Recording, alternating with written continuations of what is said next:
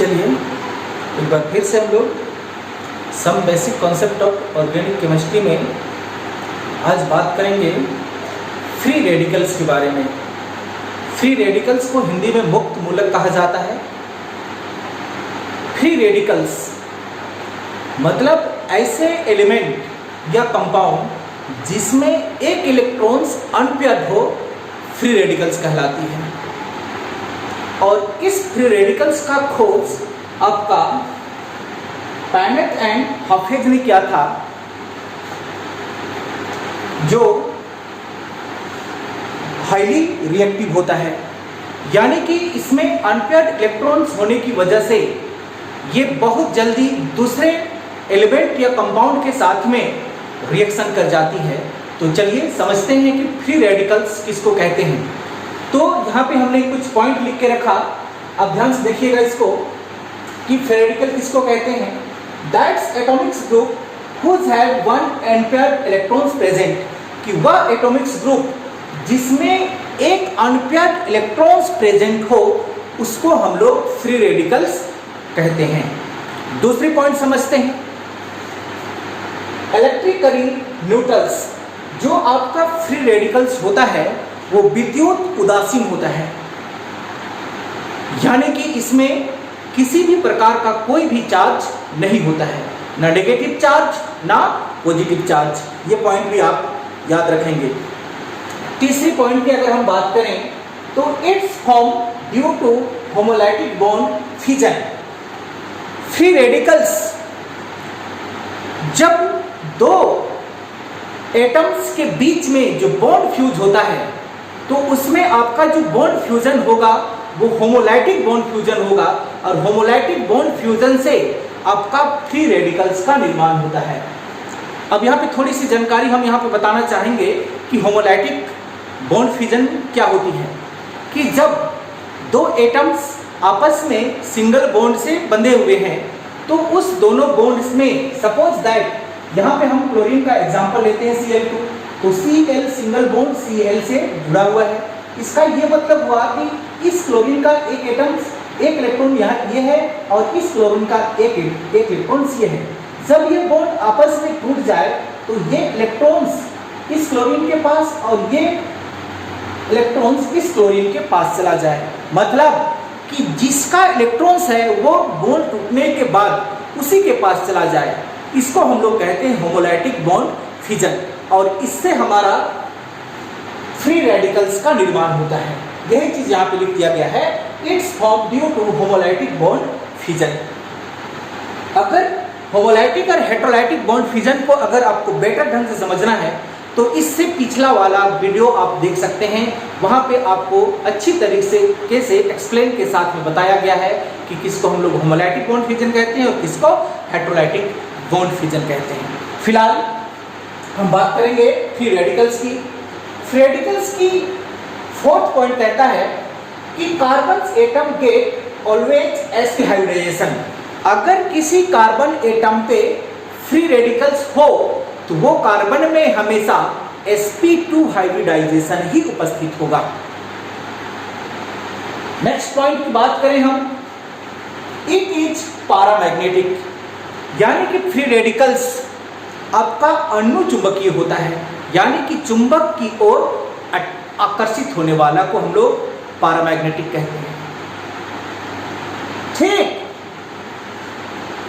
चलिए नेक्स्ट देखेंगे point number 6, it is highly reactive. ये आपका उच्च अभिक्रियाशील होता है। हमने फर्स्ट में ही बता के रखा आपको कि जो भी फ्री रेडिकल्स होता है वो आपका किसी ना किसी के साथ में रिएक्शन करके एक नया कंपाउंड का निर्माण कर देगा, क्योंकि उनके पास में अनपेयर्ड इलेक्ट्रॉन्स उपस्थित होती है, और अनपेयर्ड इलेक्ट्रॉन उपस्थित होने की वजह से वो अनस्टेबल होती है, और अनस्टेबल जब भी होती है तो उसको स्टेबिलिटी के लिए और इलेक्ट्रॉन्स की आवश्यकता होती है। तो उस इलेक्ट्रॉन्स को पूरा करने के लिए वो दूसरी एटम्स या कंपाउंड के साथ में बॉन्ड बना लेती है और स्टेबल हो जाती है। इसलिए जो फ्री रेडिकल्स होती है वो क्या होती है, आपका हाईली रिएक्टिव होती है। चलिए यहाँ पे हम कुछ एग्जांपल के तौर पे आपको समझाते हैं कि ये देखिए होमोलाइटिक बॉन्ड फ्यूजन, क्लोरीन आपस में अगर ये बॉन्ड फ्यूज होता है तो आपको कुछ इस तरह से दिखाई देगा। ये क्लोरीन का इलेक्ट्रॉन्स इस क्लोरीन के पास प्लस इस क्लोरीन का इलेक्ट्रॉन्स भी इस क्लोरीन के पास, तो इस तरह से यहाँ पे आपको मिलता है फ्री रेडिकल्स। इसको आप बोल सकते हैं क्लोरीन फ्री रेडिकल्स। और थोड़ी सी एक एग्जांपल में चलें ताकि डाउट यहाँ से क्लियर हो जाए। सपोज दैट कि हमारे पास में एक इस प्रकार का कंपाउंड उपस्थित है जिसको हम मिथाइल क्लोराइड बोल सकते हैं। तो ये कार्बन और क्लोरीन के बीच में जो सिंगल बॉन्ड है, इसमें एक इलेक्ट्रॉन जो प्रेजेंट है वो कार्बन का है और यहाँ का एक इलेक्ट्रॉन क्लोरीन का है।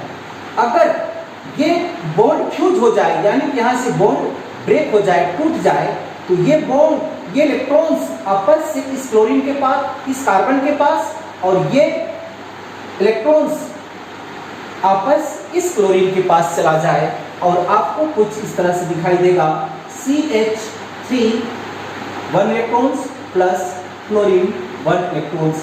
ये आपका फ्री रेडिकल्स का निर्माण करता है और इसी को हम लोग फ्री रेडिकल्स कहते हैं। अब इसमें थोड़ी सी बात हम और करना चाहेंगे कि carbon atom get always sp3 hybridisation. तो यहाँ पे जो कार्बन उपस्थित है, इस कार्बन पे हमेशा आपका sp2 हाइब्रिडाइजेशन ही उपस्थित होगा जब भी ये फ्री रेडिकल बनाएगी। ये पॉइंट, अब 4 नंबर पॉइंट देख लीजिएगा। तो सवाल उठती है कि अगर हमको पूछा जाए कि what do you mean by the free radicals, आप फ्री रेडिकल से क्या समझते हैं, तो यहाँ पे हमारा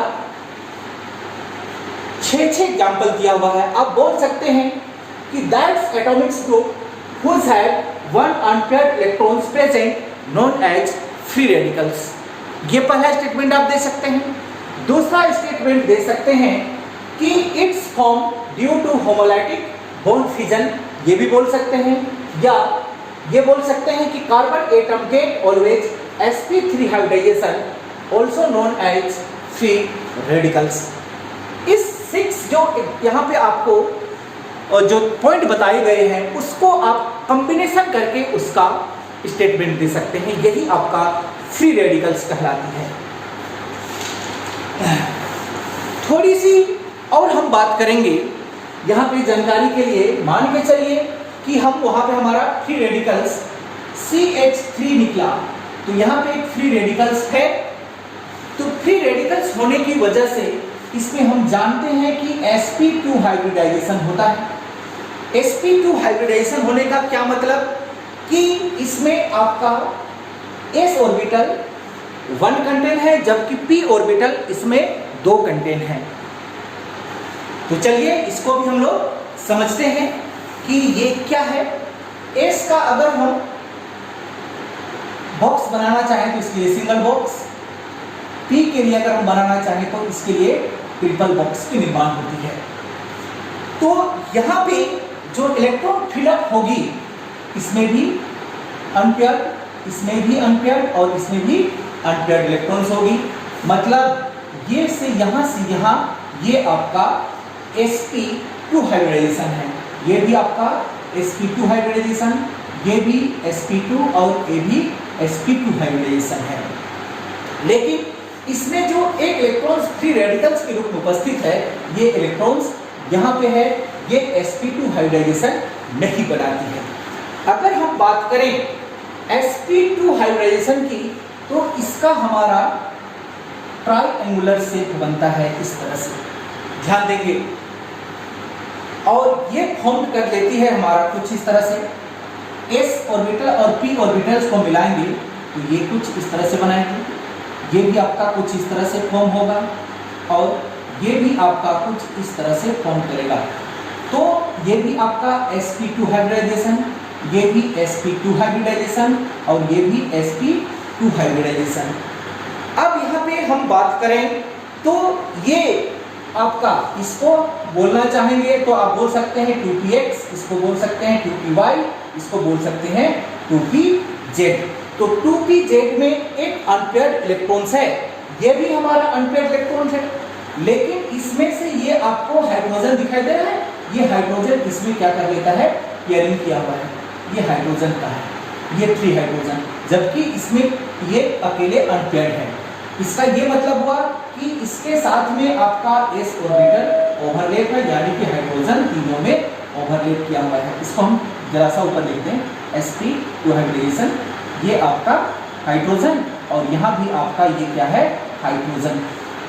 लेकिन ये जो 2pz है, इसमें आपका सिर्फ एक ही इलेक्ट्रॉन्स उपस्थित है, इस तरह से, मतलब इसको आप दिखा सकते हैं, ये वाला है आपका 2pz और यही आपका अनपेयर्ड इलेक्ट्रॉन्स कहलाती है और इसी की वजह से ये हाईली रिएक्टिव हो जाती है।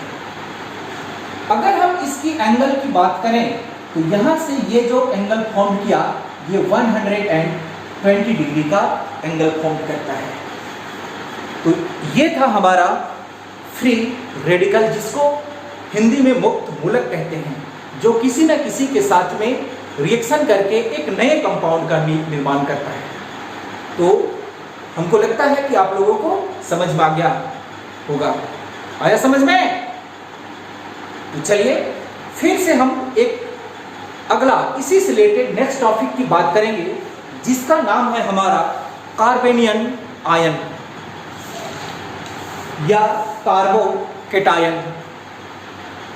कार्बेनियम आयन या कार्बोकेटायन उस कंपाउंड को कहेंगे कि जब कार्बन पे हमारा पॉजिटिव चार्ज आ जाए, और ये पॉसिबल तब होता है जब इसमें हमारा हेट्रोलाइटिक बॉन्ड फ्यूजन हो। ये पॉसिबल तब होती है जब इसमें हेट्रोलाइटिक बॉन्ड फ्यूजन हो।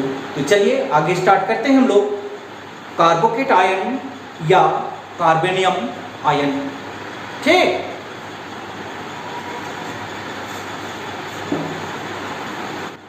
हम बात करेंगे कार्बोकेटायन या कार्बेनियम आयन की। तो इसमें सबसे पहले हम जानेंगे कि वो ऑर्गेनिक कंपाउंड जिसमें हमारा कार्बन एटम पर पॉजिटिव चार्ज प्रेजेंट हो, कार्बोकेटायन कहा जाता है।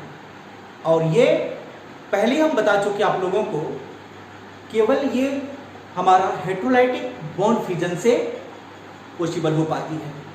तो चलिए एक एक करके समझते हैं कि कार्बोकेटायन या कार्बेनियन आयन किसको कहते हैं।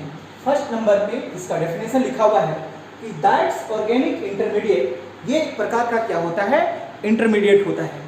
जब हम कोई केमिकल रिएक्शन करा रहे होंगे तो बीच में बनने वाला अस्थायी कंपाउंड आपका इंटरमीडिएट कहलाती है। तो ये भी हमारा जो कार्बोकेटायन है वो भी क्या है, आपका इंटरमीडिएट है।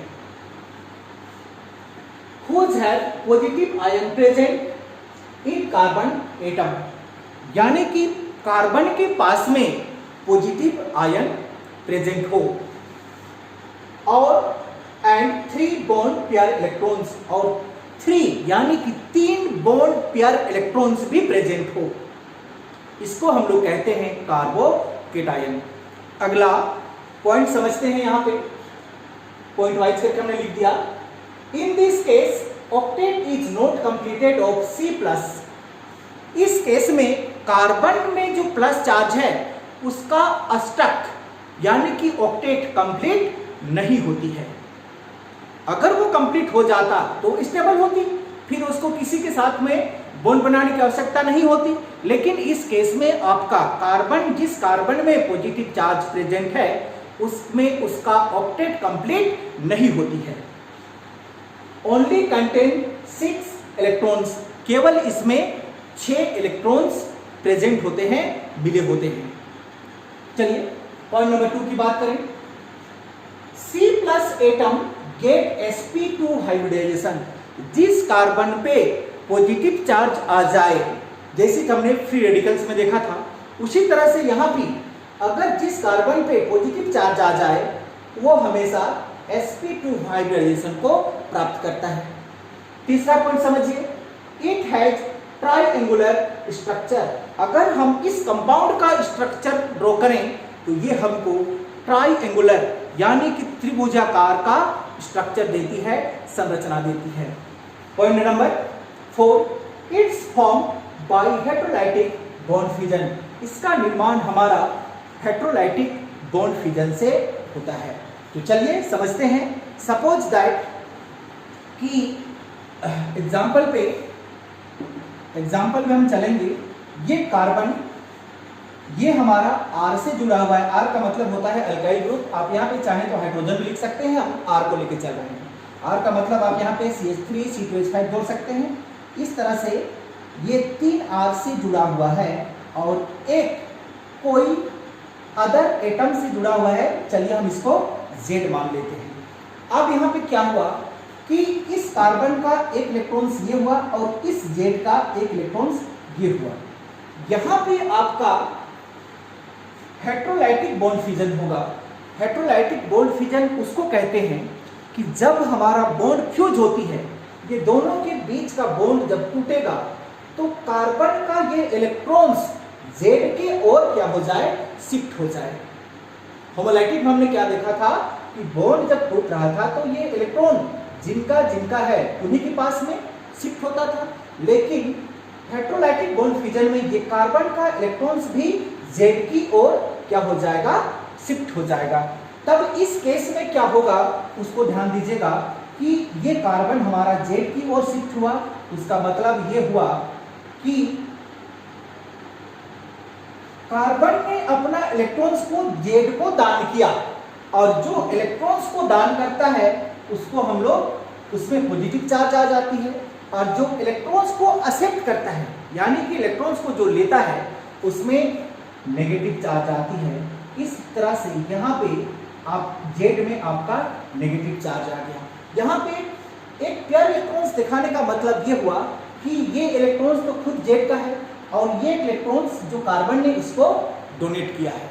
इस तरह से कार्बन पे आपका पॉजिटिव चार्ज और Z पे आपका नेगेटिव चार्ज आ जाता है, और इसी को हम लोग कहते हैं कार्बोकेटायन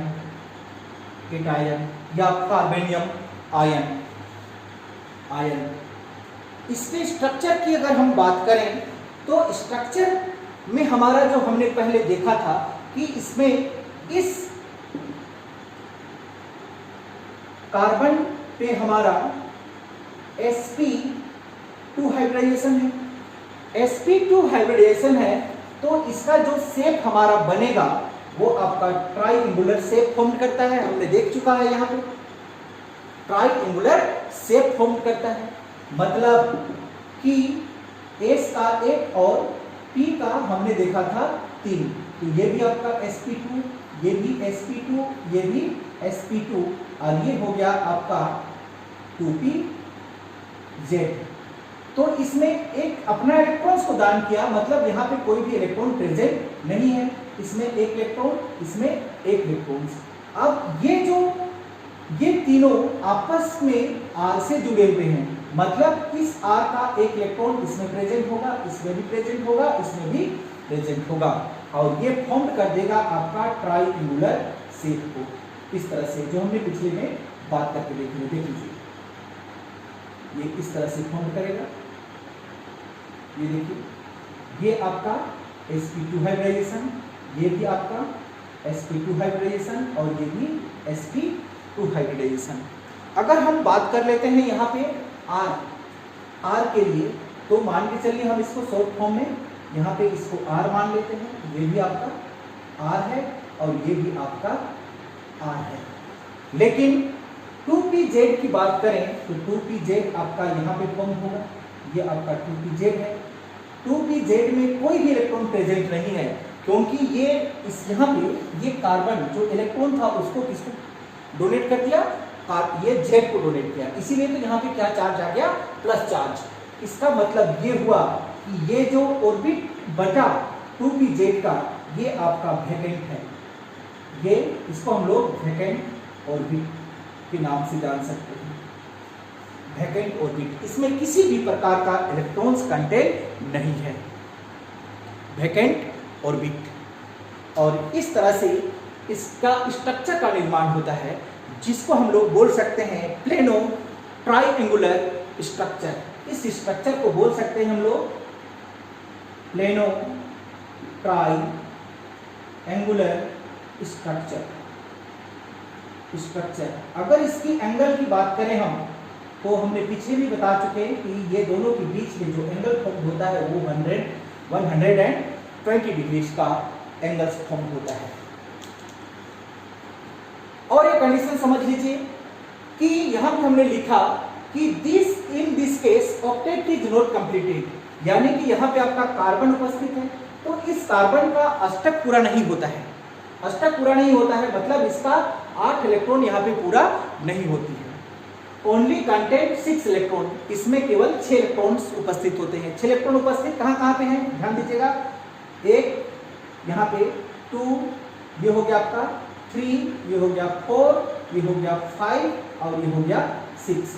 इस तरह से इसमें केवल 6 इलेक्ट्रॉन कंटेंट होते हैं, मतलब 6 इलेक्ट्रॉन्स प्रेजेंट होते हैं और इसका ऑक्टेट कंप्लीट नहीं हो पाता है। चलिए अब हम बात कर लेंगे थोड़ा सा इसकी स्टेबिलिटी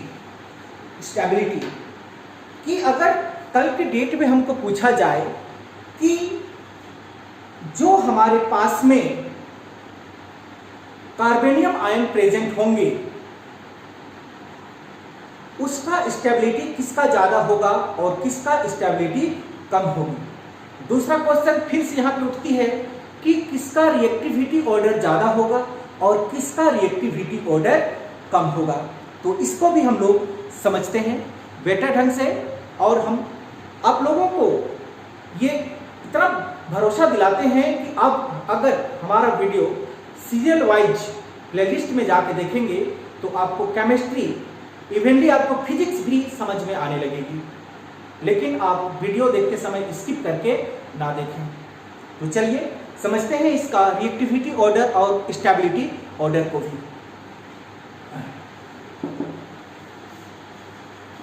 स्टेबिलिटी को समझने से पहले आप लोगों के लिए हम एक थोड़ा सा जानकारी की बात बता दें कि जो हाइड्रोजन होती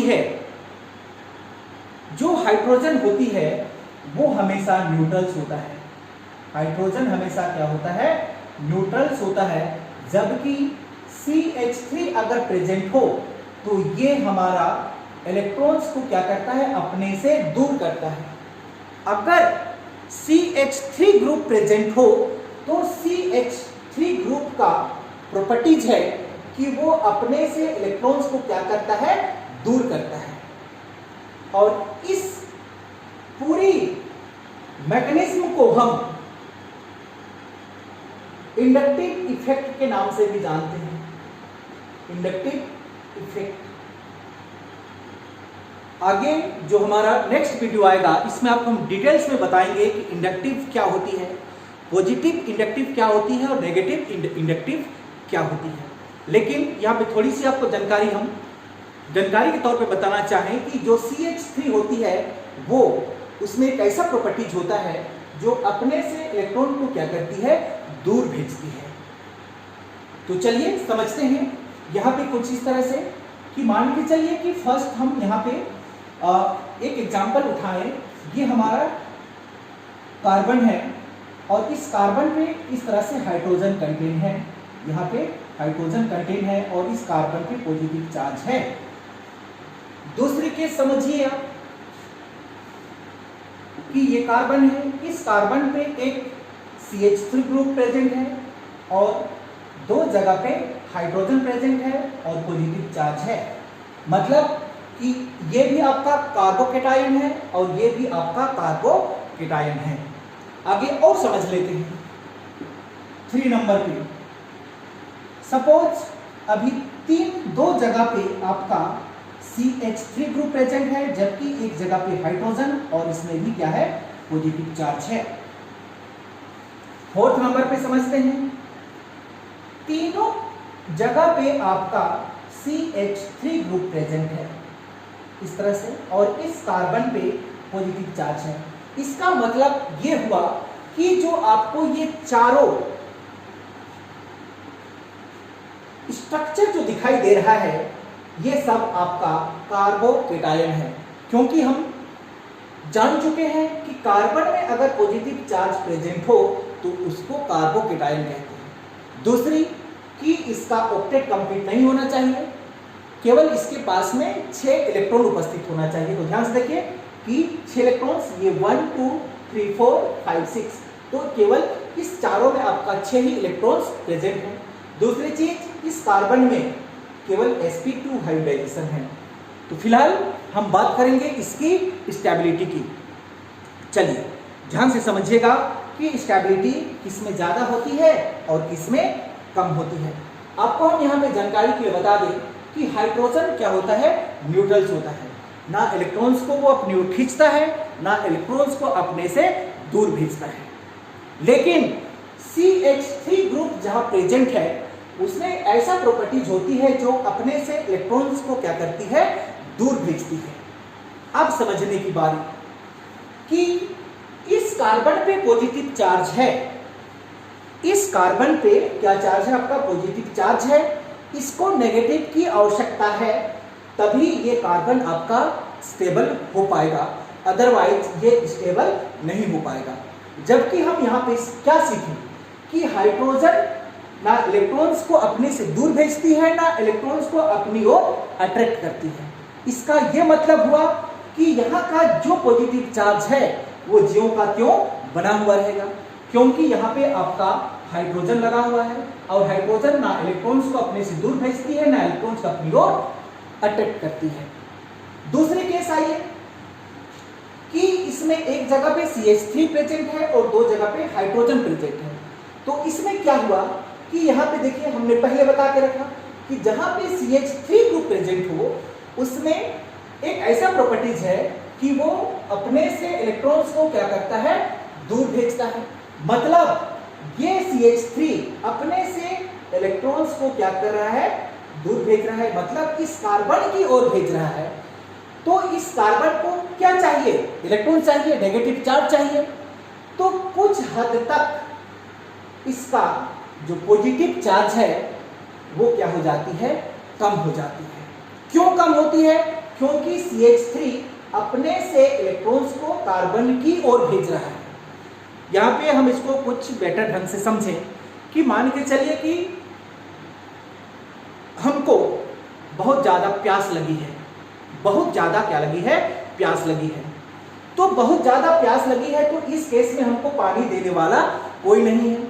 लेकिन इस केस में क्या किया, CH3 ग्रुप ने, यानी कि कोई एक ने हमको मान के चलिए कि 2 ढक्कन पानी दे दिया, तो कुछ हद तक मेरी प्यास क्या हो जाएगी, बुझ जाएगी। तो ये घटनाएं यहाँ पे घटी कि इसको नेगेटिव की आवश्यकता थी और इन्होंने अपने से इलेक्ट्रॉन्स को इस सी पॉजिटिव की ओर ट्रांसफर किया। तो इसका जो पॉजिटिव प्रेजेंट है वो कुछ हद तक क्या हो गया, कम हो गया। इसका ये मतलब हुआ कि इससे कहीं ज्यादा ये स्टेबल हो गया, क्योंकि ये हाईली रिएक्टिव है और इसको इलेक्ट्रॉन्स मिलने से इससे ज्यादा स्टेबल ये हो गया। आगे और बढ़िए कि इसको अब ये भी इलेक्ट्रॉन्स यहां से ट्रांसफर कर रहा है और ये भी इलेक्ट्रॉन्स ट्रांसफर कर रहा है। मतलब यहाँ पे आपको 2 ढक्कन पानी मिला था प्यास बुझाने के लिए, अब यहाँ पे आपको 4 ढक्कन पानी मिल रहा है प्यास बुझाने के लिए। तो इस केस में क्या होगा कि यहाँ का पॉजिटिव चार्ज और भी क्या हो जाएगा, कम होते चला जाएगा। उसका मतलब ये हुआ कि इससे ज्यादा स्टेबल ये हो जाएगा। और आगे समझिए, अब ये तीनों क्या कर रहा है, अपने से इलेक्ट्रॉन्स को इस पॉजिटिव कार्बन की ओर ट्रांसफर कर रहा है। मतलब यहाँ पे प्यासे को 6 ढक्कन पानी मिलने वाला है, तो कुछ हद तक इसका प्यास क्या हो जाएगा, बुझ जाएगा और ये हाईली स्टेबल हो जाएगा। तो समझ में आया होगा कि स्टेबिलिटी किसका सबसे ज्यादा होती है और सबसे कम स्टेबिलिटी किसका होती है। अगर हम स्टेबिलिटी की ऑर्डर लिखना चाहें, यहाँ पे order of stability, order of stability, तो सबसे ज्यादा स्टेबल आपका 4 नंबर का है और इससे कम स्टेबल आपका 3 नंबर का होगा और इससे कम स्टेबल आपका 2 नंबर का होगा और सबसे कम स्टेबल आपका 1 नंबर का होगा। तो ये था इसका स्टेबिलिटी। अगर हम बात करें तो इसमें तो हम कोई डिग्री नहीं डाल सकते हैं। इस कार्बन पे एक CH3 ग्रुप प्रेजेंट है, इसलिए आप इसको 1 डिग्री बोल सकते हैं। इसमें आपका CH3 2 जगह पे प्रेजेंट है, इसलिए आप इसको 2 डिग्री बोल सकते हैं और इसमें 3 जगह प्रेजेंट होने की वजह से इसको 3 डिग्री बोल सकते हैं।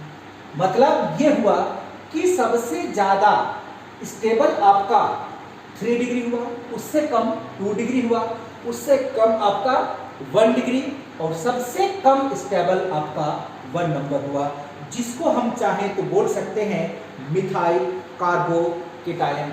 इसका नाम मिथाइल कार्बोकेटायन, जो सबसे कम स्टेबल होती है। अब दूसरी घटनाएं समझिए कि जो स्टेबल होती है, यानी कि स्टेबिलिटी जो होती है वो इनवर्सली प्रोपोर्शनल होती है रिएक्टिविटी की। मतलब कि अगर आप स्टेबिलिटी को बढ़ाएंगे तो आपका रिएक्टिविटी क्या होगा, घटेगा। जिसका स्टेबिलिटी बढ़ेगा उसका रिएक्टिविटी क्या होगा, घटने वाला है। इसका यह मतलब हुआ कि अगर हम ऑर्डर ऑफ रिएक्टिविटी लिखें तो सबसे कम आपका रिएक्टिविटी 4 नंबर का होगा, इससे ज्यादा रिएक्टिव आपका 3 नंबर का होगा, इससे भी ज्यादा रिएक्टिव आपका 2 नंबर का होगा और सबसे ज्यादा रिएक्टिव आपका 1 नंबर का होगा। जस्ट क्या होता है, स्टेबिलिटी का उल्टा होता है।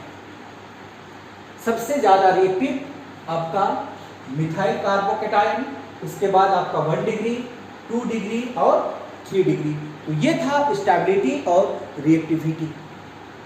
यहाँ पे हम और थोड़ी सी जानकारी यहाँ पे बताना चाहेंगे कि अगर किसी भी ऑर्गेनिक कंपाउंड में रेजोनेंस प्रेजेंट हो तो वो सबसे ज्यादा स्टेबल होता है।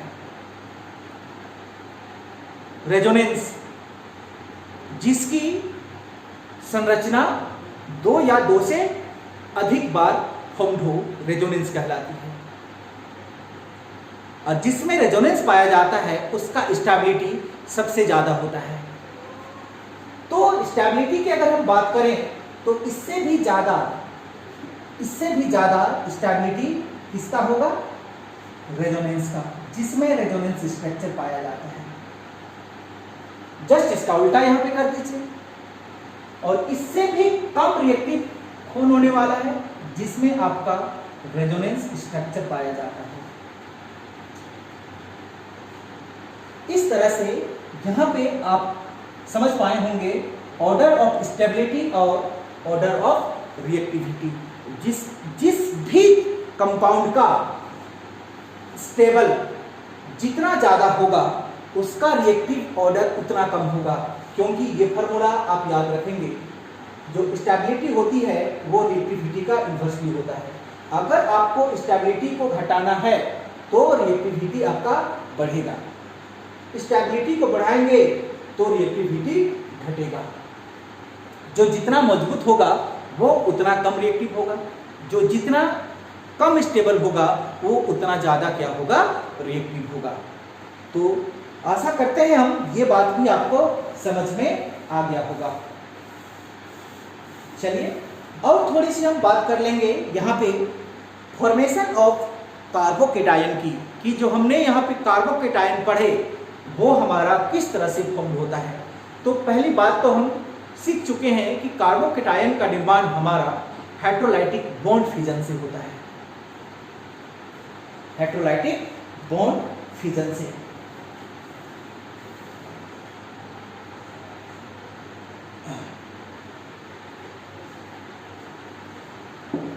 हम देखें फॉर्मेशन ऑफ कार्बोकेटायन। कार्बोकेटायन का निर्माण हमारा किस किस वजह से होता है, किस किस कारण से होता है।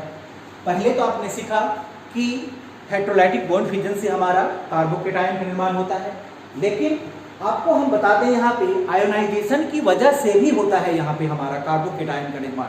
तो पहला टॉपिक हमारा लेके चलेंगे बाय आयोनाइजेशन। आयोनाइजेशन की वजह से भी हमारा कार्बोकेटायन का निर्माण होता है, जिसको आप बोल सकते हैं पोलराइजेशन मीडियम। ब्रैकेट्स में अगर लिखना चाहते हैं तो लिख सकते हैं इसको पोलराइजेशन मीडियम। पोलराइजेशन का मतलब समझ में आता होगा कि जिसमें हमारा दो पोल हो, एक पॉजिटिव और एक नेगेटिव। चलिए समझते हैं। फिलहाल इसको भी हम R C single bond R single bond R single bond Cl। यहाँ पे दो इलेक्ट्रॉन प्रेजेंट है, एक इलेक्ट्रॉन आपका कार्बन का और एक इलेक्ट्रॉन क्लोरीन का। अगर यहाँ पे आयोनाइज हो जाए तो ये कार्बन का इलेक्ट्रॉन्स भी इस क्लोरीन की ओर क्या हो जाएगा, शिफ्ट हो जाएगा, और इसके शिफ्ट होने से यहाँ पे फिर वही कहानी आपको दिखाई देगी। सी में पॉजिटिव चार्ज और इस क्लोरीन पे आपका नेगेटिव चार्ज। इस तरह से ये आपका कार्बोकेटायन का निर्माण करता है। ये आपका पहला फॉर्मेशन। दूसरा आप समझ सकते हैं एलाइल ग्रुप होने से। एलाइल ग्रुप होने का क्या मतलब यहाँ पे, इसको भी समझ लीजिए थोड़ा सा, कि आपके पास में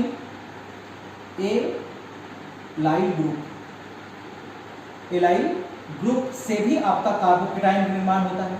CH2 double bond CH single bond CH2 single bond Cl, ये आपका एलाइल ग्रुप। अब क्या हुआ यहाँ पे समझिएगा कि ये दोनों के बीच में फिर से एक एक इलेक्ट्रॉन्स बॉन्ड बना के सिंगल बॉन्ड का निर्माण किया हुआ है। अगर ये CH2 का ये इलेक्ट्रॉन्स कार्बन की ओर चला जाए तो आप देखेंगे क्या बनेगा, आपका क्या बनने वाला है, CH2 double bond CH single bond CH2। इस कार्बन पे आपका पॉजिटिव चार्ज आ जाएगा, क्योंकि ये कार्बन ने अपना इलेक्ट्रॉन्स को इस क्लोरीन को दान किया, और इस क्लोरीन में इलेक्ट्रॉन की संख्या बढ़ने की वजह से इसमें आपका नेगेटिव चार्ज आ जाएगा। इस तरह से भी आप यहाँ पे देखें कार्बोकेटायन का निर्माण हो गया। दूसरी चीज, और आप डीप में जाना चाहते हैं तो आप प्रोटोनेशन से भी बना सकते हैं। दूसरी चीज प्रोपोगेशन से भी बना सकते हैं, अनसैचुरेटेड कार्बन से भी बना सकते हैं। लेकिन फिलहाल हम यहाँ पे तीन चीज सीखे। पहला हमने सीखा कि कार्बोकेटायन का निर्माण आपका हेटेरोलाइटिक बॉन्ड फ्यूजन से होता है। दूसरा आपने सीखा आयोनाइजेशन से होता है, और तीसरा एलाइल ग्रुप से भी आपका कार्बोकेटायन का निर्माण होता है। तो इस तरह से आपको कार्बोकेटायन मिल जाती है। तो ये थी हमारा केमिस्ट्री की आज की क्लास। केमिस्ट्री की आज की क्लास को हम यहीं पे समाप्त करते हैं। अगर कहीं पे डाउट हो तो आप हमें कमेंट बॉक्स पे भी सुझाव दे सकते हैं। कमेंट बॉक्स आपके लिए हमेशा ओपन रहती है। Thank you.